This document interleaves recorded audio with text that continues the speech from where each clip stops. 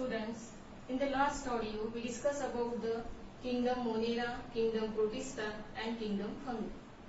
Now today we discuss about the classification of microorganism. Open your textbook and see page number 2nd and 3rd. Friends, first we see about microorganism. Microorganisms are classified into prokaryotes and eukaryotes. Bacteria are included under prokaryotes. Eukaryotes again divide into the three groups: Protista, kingdom Fungi and kingdom Algae. We know eukaryotes and prokaryotes. पहले ही मैंने आपको बताया है कि prokaryotes क्या है और eukaryotes क्या है. प्रोकैरियोट्स यानी ऐसे ऑर्गेनिज्म है जिसके सेल में जो न्यूक्लियस है, तो nucleus is not present but only nuclear material or genetic material present in the cell. So उसे क्या कहते हैं? Prokaryotic organism. And eukaryotes having cell having well developed nucleus. उसमें nucleus होता है और nucleus के अंदर जो भी genetic material है, DNA, RNA, protein, वो present रहता है. In prokaryotes most of the organelles are absent और eukaryotes में most of the organelles present रहते हैं. Now we discuss about the bacteria. तो सबसे पहले हम देखेंगे कि माइक्रो ऑर्गेनिजम्स यानी जिसे हम अपने खुले आंखों से नहीं देख सकते और उसको देखने के लिए हमें किसकी मदद लेनी पड़ती है? Microscope. The organism which cannot see by our naked eyes, and in order to observe it we have to use the microscope.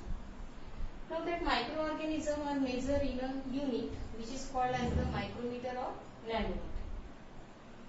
See, 1 meter equals to 10 raised to power 6 micrometer and 1 meter equals to 10 raised to power 9 nanometer.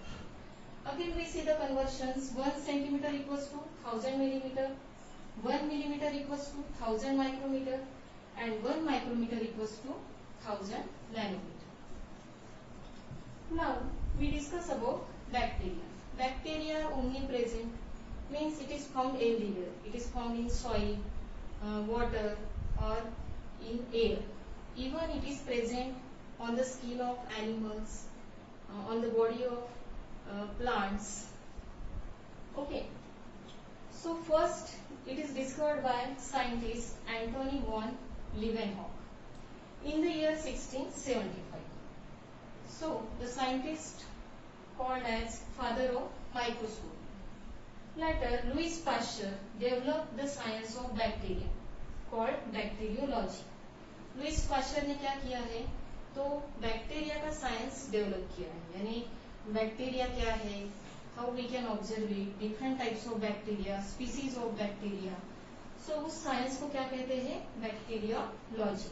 Bacteria means bacteria and logy means study of bacteria.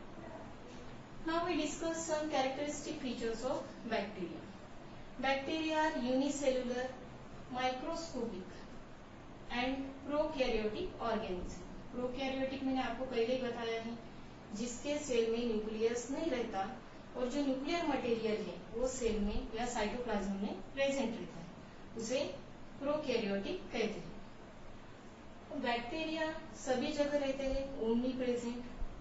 Bacteria जो reproduce होते हैं by the process called as binary fission.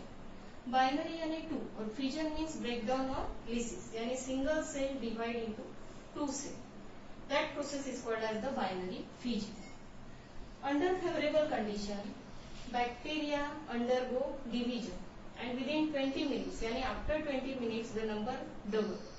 यानी जैसे 4 bacteria है तो 20 minute के बाद में उसका नंबर क्या हो जाएगा? 8 एंड सो ऑन. अगर 8 है तो 16. इस तरह से उसका नंबर डबल होता है with in 20 minutes. On the basis of shape, bacteria having different shape. So on that basis bacteria divided into the number of types. Now see here the spherical shape. Circle के आकार में जो bacteria दिख रहे हैं उसे क्या कहते हैं हम? कोकस या cocci. Then rod-like bacteria which is called as the bacillus. Comma-shaped bacteria called as vibrio and spiral-shaped bacteria called as spirochete. Now first कोकस और कोका, एग्जाम्पल क्या है इसका, स्ट्रेप्टोकोकस न्यूमोनिया, और उसके कारण कौन सा डिसीज होता है, न्यूमोनिया। न्यूमोनिया कॉजेस और cause by organism streptococcus pneumonia. Second, bacillus, example bacillus anthracis, causes anthrax. Next is the example Vibrio cholerae. It causes cholera. Vibrio cholerae से कौन सा डिसीज होता है, cholera. And last that is spirillum. Why it is called as the spirillum? Because shape is like a spiral. Example क्या है, Helicobacter pylori, और उससे क्या होता है, peptic ulcer. So this is about the bacteria. Then we discuss about the protozoa. Protozoa, the name itself indicates its name.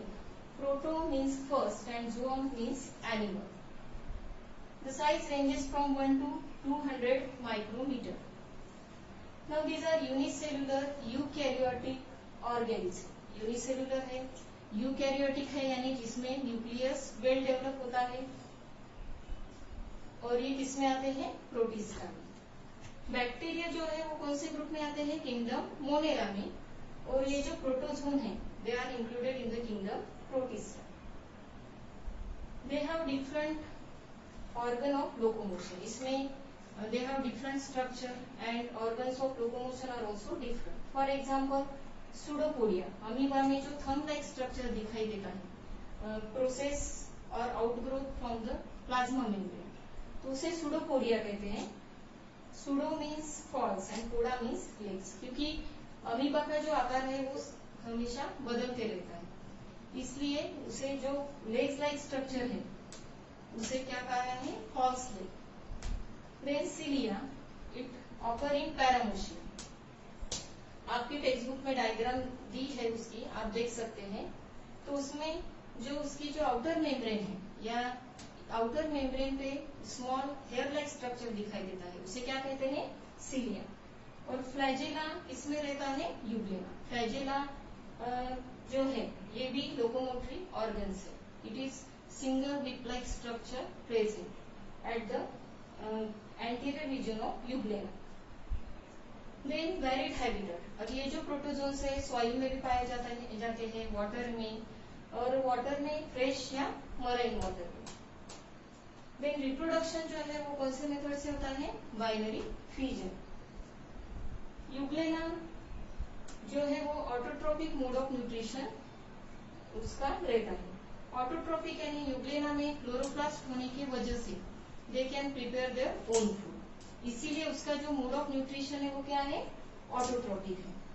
और amoeba और जो पैरामोशियम है they show heterotrophic mode of nutrition. अब कुछ जो बैक्टीरिया कुछ जो प्रोटोजोन्स है वो पैथोजेनिक है.